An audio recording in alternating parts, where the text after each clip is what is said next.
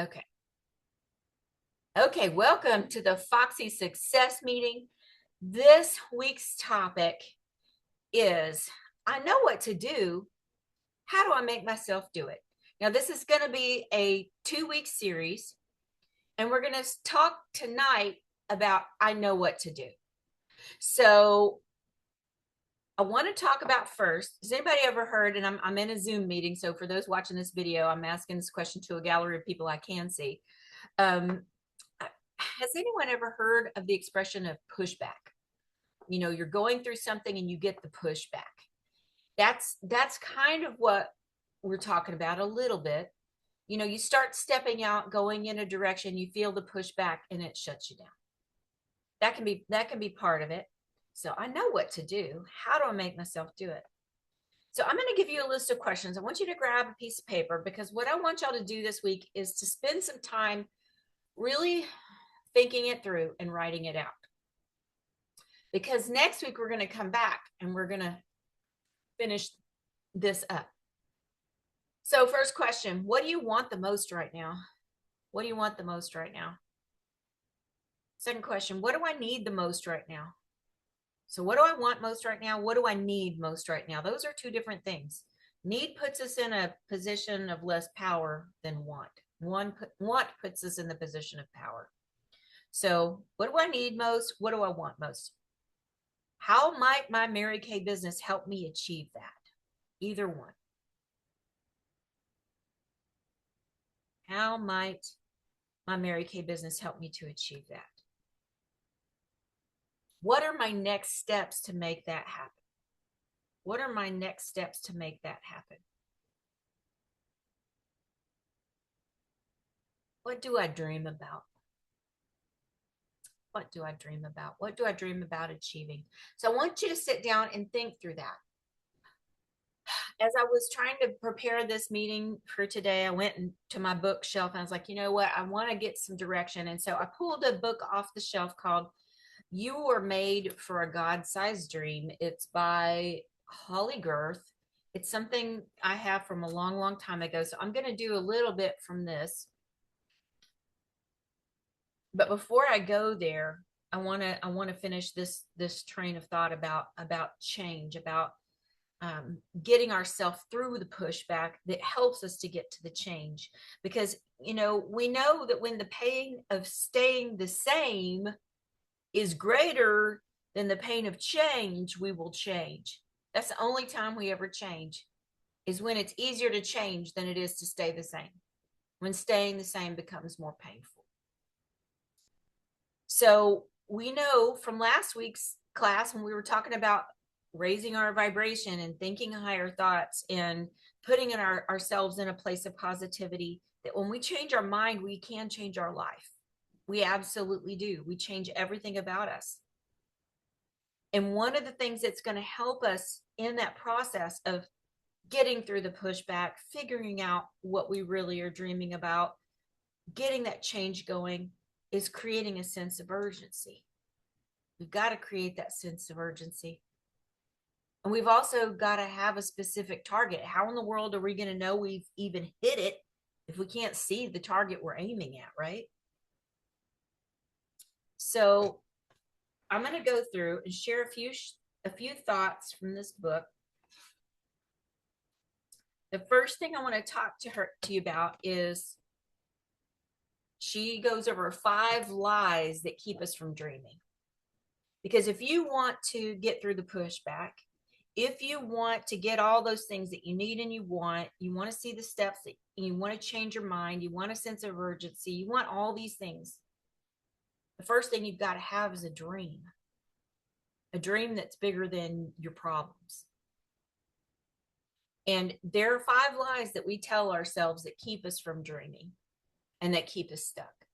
The first one is dreaming is selfish. And I'm going to speak to it with a little quote from each little section. Your dreams, your desires, and your hopes are not selfish when they are from God's heart and in his hands. When you commit your works to the Lord, that's when amazing things can happen. And she goes on to say, but if you've yielded to God and you've have this nagging desire within you that just won't go away, then most likely it's from him. And if it is, then he has a way that you can live it out that isn't about selfishness, but instead is about service. The only thing you must do is be obedient. And that's where we start feeling the pushback sometimes. At least it is for me. Lie number 2, I don't have what it takes. But the reality about that is, that lie is ultimately rooted in the belief that our God-sized dream isn't the same as someone else's. When we decide that that's true, it means we're competitors because there aren't enough dreams to go around. And the reality is that even if someone else's dream looks, sounds, or even feels like yours, it's still not the same. So God has a dream for you, your talents, your one life that has never been and never will be duplicated by anyone else. Did any of us walk the same path today? Did any of you see the same people I saw today? Nope. Nobody did. Lie number 3. Oh, wait a minute. Before I move on to that, this is the other quote I wanted you to hear. You are the only you that we have. That means your God-sized dream either happens through you or not at all. If you think you're not important, I'm going to say that again. That means that your God-sized dream either happens through you or not at all. That quote gives me chills. Lie number 3, it's too late. It's too late. Okay. She says that she believes as long as we're alive, our dreams are too. God doesn't plant desires within our hearts to let them wither and die.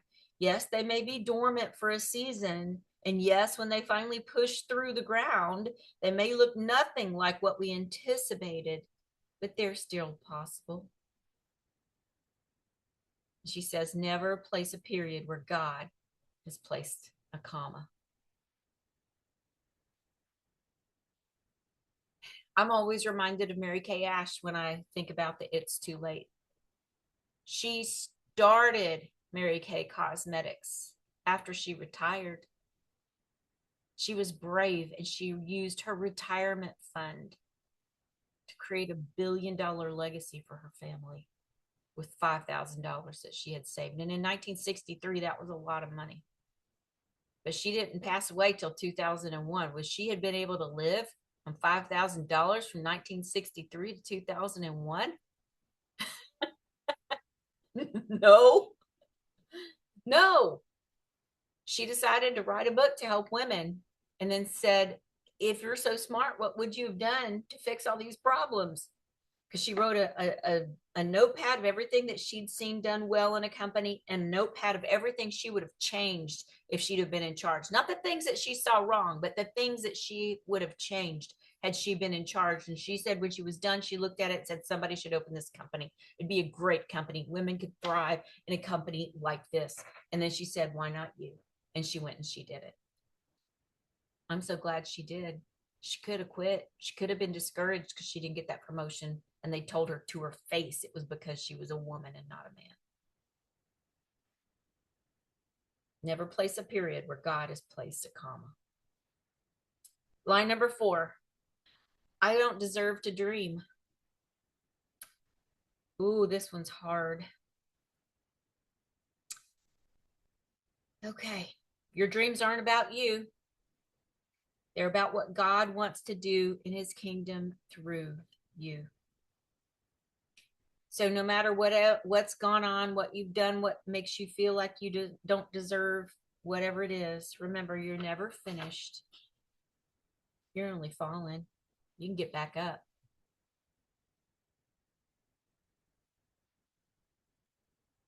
Right now, right here, you can take back that God-given permission to dream and follow the desires of your heart.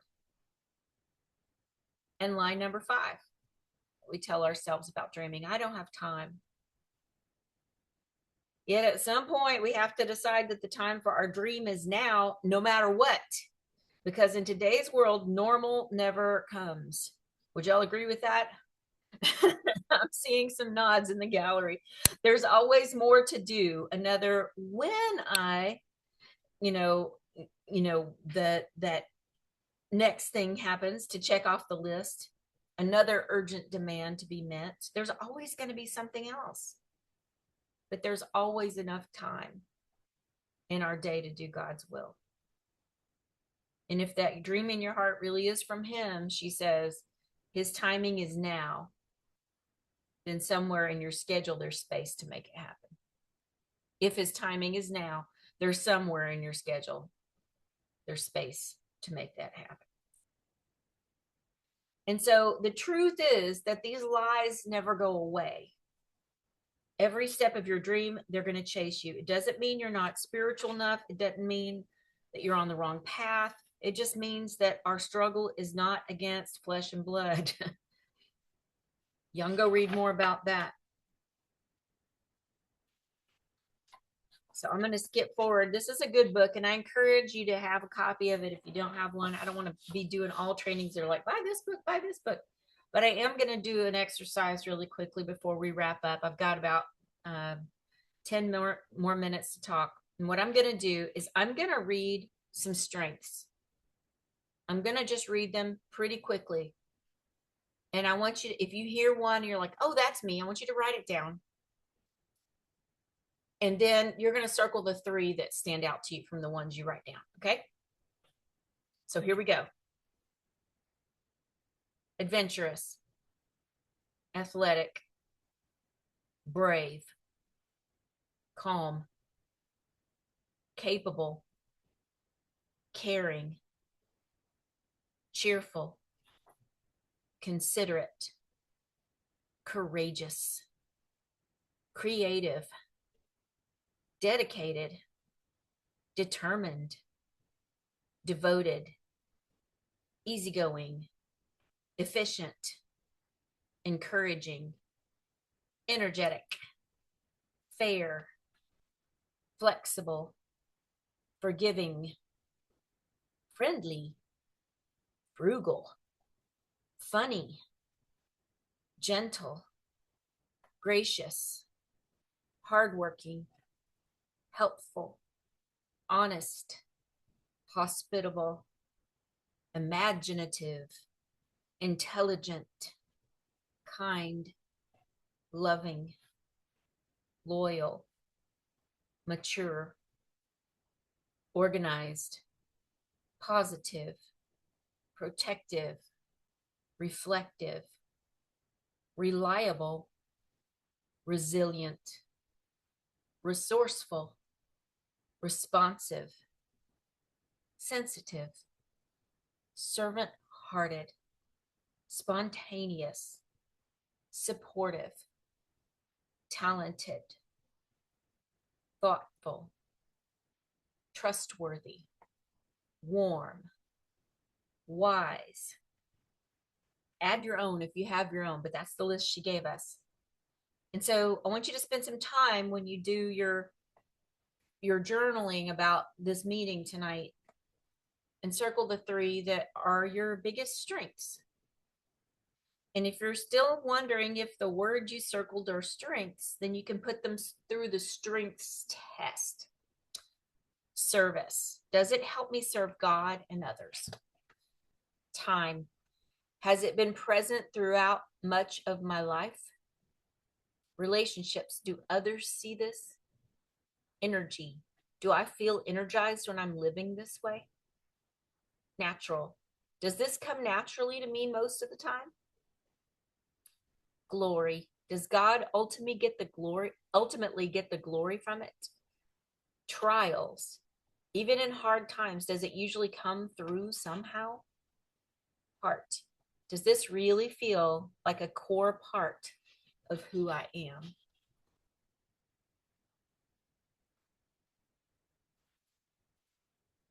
All right. And this is the last thing we're going to do before I close down this part of our meeting. You might have a God-sized dream if your skills and experiences have prepared you for it. Your skills and experiences. So we just did our strengths. Now we're going to talk about our skills. So I'm going to read another list to you. And I want you to write out the words that stand out to you. You don't have to write them all down. Just write out the ones that stand out to you. And then you're going to pick 3 that you feel like represent you. 3 skills that apply to you: acting, adapting, administering, advising, analyzing, appreciating, assembling, believing, building, challenging, cleaning, collaborating, communicating, connecting, constructing, cooking, coordinating, counseling, creating, decorating, empathizing, encouraging, evaluating, expressing, rowing, guiding, helping, imagining, influencing, initiating, leading, listening, maintaining, managing, motivating, negotiating, nurturing, organizing, persevering, persuading, planning, prioritizing, problem solving, protecting, relating, responding, risk taking, serving, sharing, speaking, supporting, teaching, training, writing. Add some of your own. And so I want you to go through there and pick 3 skills that you feel kind of are your 3 main ones that you want to be thinking about. Okay. So I'm gonna close this out here in just a second, but a couple more quotes I wanted to read you from this. She said, few places in life are as miserable as where you find yourself when you are actively running away from your God-sized dream.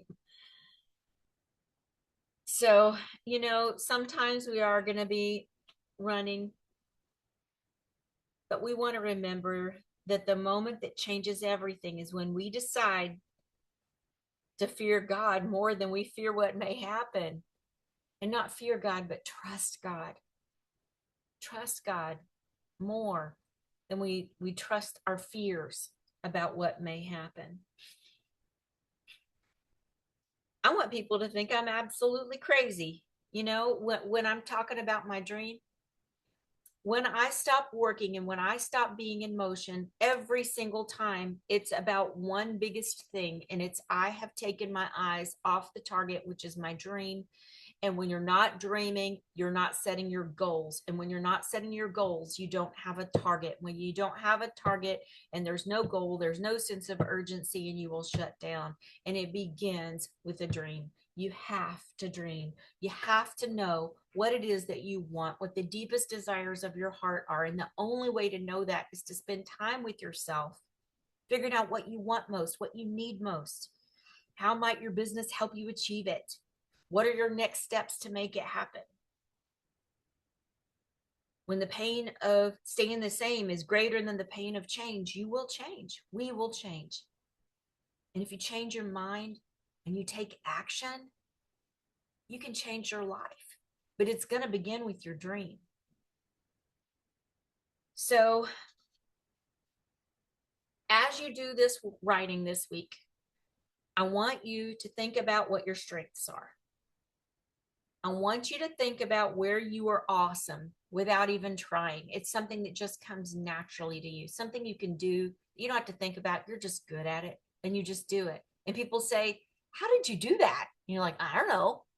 Everybody has something like that. My superpower is cleaning and organizing. I can clean and organize a space faster than anything and have it more efficient every single time. And when something's bothering me, I take a day to fix it because it's driving me insane because something's not working right. And I figure it out. What is your superpower? What is it that you are really super good at? Sometimes I'll have amazing sales weeks. I have no idea how it happened. Yes, I do. I worked for 35 years on my skills, and it's become second nature to me. And it's easy for me now because it is something I've worked hard at. And because I do have a heart of service for others. What are your things? Everybody has a thing. Y'all all have a thing. So I want you to this week think through all this stuff and have your dream so strong in your mind that you know what it is you're fighting for. You know what it is you're working for. You know the reason that you're going to come home and make that phone call, even when you're dog tired and you want to lay down and you've got 10 other things left to do on your to-do list for your family that day. And you want to at least get a few things done for your Mary Kay. You got to have that dream so big that you can find another gear to power through. And so remember this week, as you're going out there, the dream's where it starts, but the action is where it happens.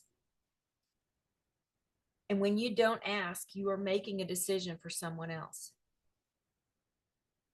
Be brave and have courage and go ask for your dream. Go find it.